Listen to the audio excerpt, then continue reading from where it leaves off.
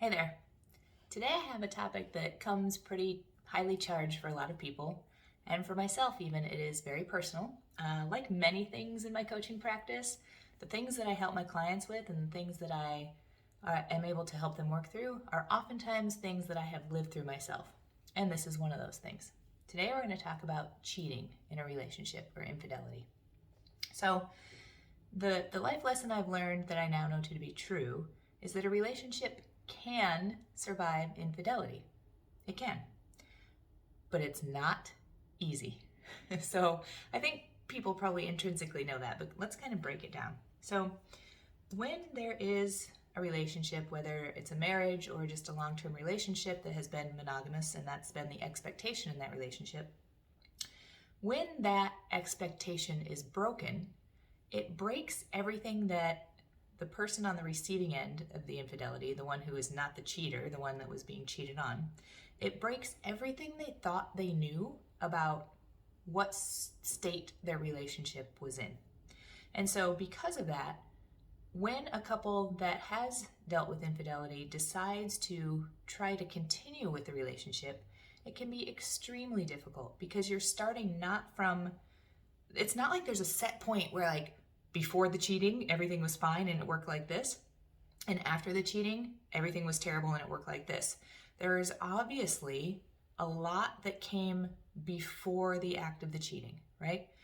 There was a lot happening in that person's side, the person doing the cheating, and there was a lot happening in your side, and in the relationship, those things were coming together between the two of you, and it resulted in this infidelity. I'm not saying that the person who did the cheating is not entirely responsible for that act. They are. But within the relationship, there were certain factors at play.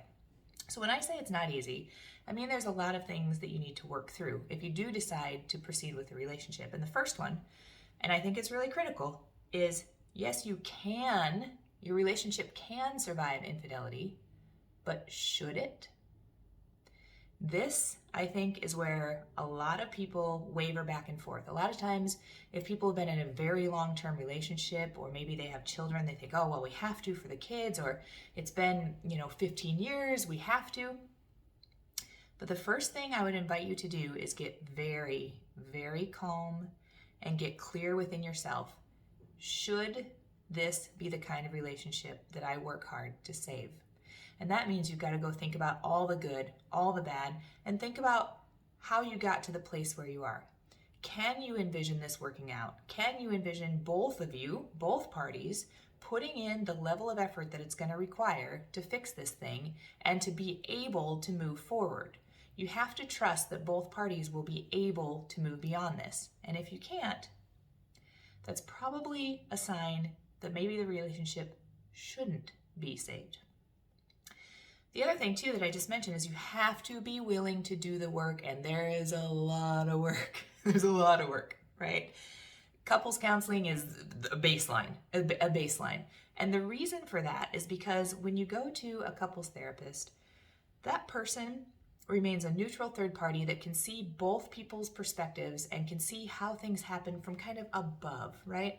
A therapist isn't in it. You and the person that cheated, you're in it. And so it's very difficult for both of you to kind of zoom out and see the bigger picture. But a therapist, that's what they're there to do. So you have to be willing to put in the hard work. And another thing that may have to happen, and for me also, this was actually a requirement, the two of you may need to spend some time apart.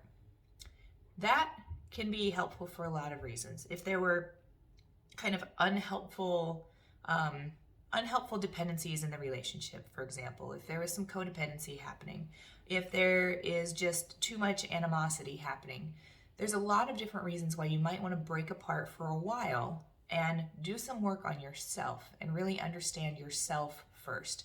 When you're still raw and sore and right next to each other in the same house, it can be very difficult for you to kind of go inward and look at yourself and do whatever work needs to be done on yourself. And it can be very difficult for that other person too.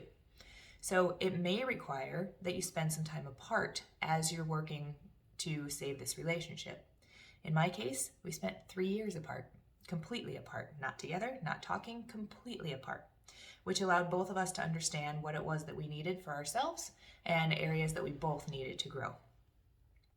The other thing that's really important to understand, if you do have cheating in your relationship and you decide that you want to carry on with it, it's going to bring up a lot of traumatic triggers for the person that was cheated on. So you might think, if you're the cheater, you might think, well, we've been working on this, everything's better, we're going to therapy. But for the person who was cheated on, lots of things will trigger that person. Lots of things. And you, the person who did the cheating, have to be willing to accept that. You will probably, if you are the person doing the cheating, you will probably feel as though, you can't ever do anything right, and when am I ever going to be forgiven for this? And I thought we were moving on.